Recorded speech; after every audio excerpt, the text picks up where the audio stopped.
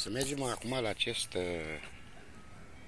boschetar Doman Zabar, să-l vedem cum doarme în această condiție, să-l urmărim, să-l sculăm, să vedem ce zice, să vedem ce zice el acum în acest minut. Ei! Ei! Ei, ragazzi! Nebunule! Ce faci? Ce faci, mă? Mă culc! Ia scoală în sus! Ce zici? M-am culcat și eu, m-am trezit. Acum trebuie să mă duc la blestemați. Și unde te duci acum? La mesafor. Cum e la semafor? Mă duc până la 8:30. Ia, vini un poco fuori. Oh, amigo, Ehi, vini un poco fuori. dimmi, che chiedi? Vieni un poco, a No, fanculo. no. Che hai fatto? Hai scopato? Nu am scumpat. Dai la mui, lui Mirița. Vede. Și aici adori tu? Da. Asta e casa ta? Aici este blestematul meu de destinat. Destinat. Așa. Da? Ața. Ce la să zic? Ce ai servit aseară? Ce mâncare? Mm. Un pateu.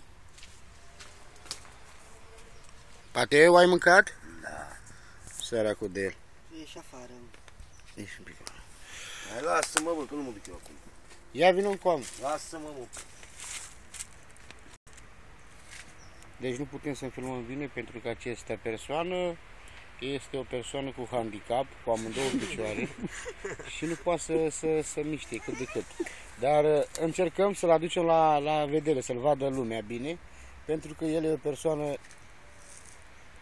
foarte bun și dulce. În acești picioare se hrănește și el, face bani. Picioarele astea nu prea îl duce bine așa când trebuie, dar noi încercăm să-l... Acum să scarpină jos, uitați-l. Uitați-l, ia uitați-l.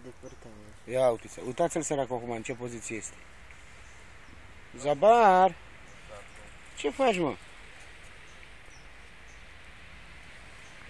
Vino încoace un pic. De ce te-ai întors cu curul spre noi? Au ce cur ai în tine? Această persoană se uită între crași dacă e ieșit vreun furung. Ia uitați-l acum în ce poziție s-a pus. Trebuie neapărat dus la spital să vadă ce a pățit el la picioarele alea, că picioarele deja s-a strâmbat mai rău din cauza la mers, din cauza la drum. El zice că așa s-a născut, dar noi nu credem. Noi cred că s-a făcut el singur.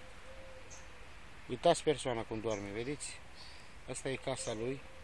Doarme într-o zonă de stuf, de câmp. Și aici au toți prietenii. Uitați cum doarme el aici. Uitați în ce poziție doarme. Aici e stuf. Aici este tot așa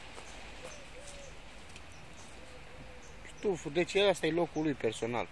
Aici e drumul care vine el. Uitați drumul care vine el singur. Uitați ce drum are. Și asta este, da. Păcat de el că nu face ce trebuie. Da. Asta e, uitați persoana e acolo. Nu vrea să dea să-l vadă lumea, pentru că îl vede lumea, îl cunoaște lumea. Așa zicea el, că îl vede lumea. Dar nu trebuie să-l vadă lumea cine e vedeta României, vedeta Buzăului.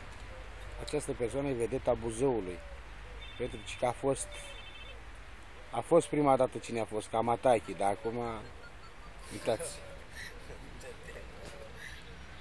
Acum e zero. Acum el tot zice că mama lui vrea să-i pună iar bani. Deci el este bancă, face bani. Și să-i pună măsa bani de România ca să vină acasă. Uitați ce javră de om. Uitați ce persoană. Uitați ce persoană avem noi aici. Ieși mă afară și nu mai sta cu mâna la cap. Băi, boschetarul, ieși afară. Ragazzi, ieși afară.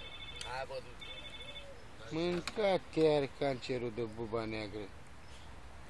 Ai mâncat o grămadă de bani 5 luni de zile. Ai băut și ai mâncat și ai pișat la gardă. Ai sub numai biberoane. Biberoane ai sub. Uitați persoana. Nu vrea să se arate la cameră. Nu vrea. Uitați-l, dracu, ce frumos este. Cum se scarpă în cap. Uitați-l. Ia uitați-l. Ia uitați ce picioare alea, dracu. Ia uite-le și mișcau, dracu. Bine, măi, Zabar. Noi nu te-am filmat, dar te-am înregistrat.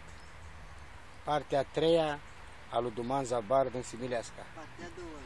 Merită văzut. Zdronțo.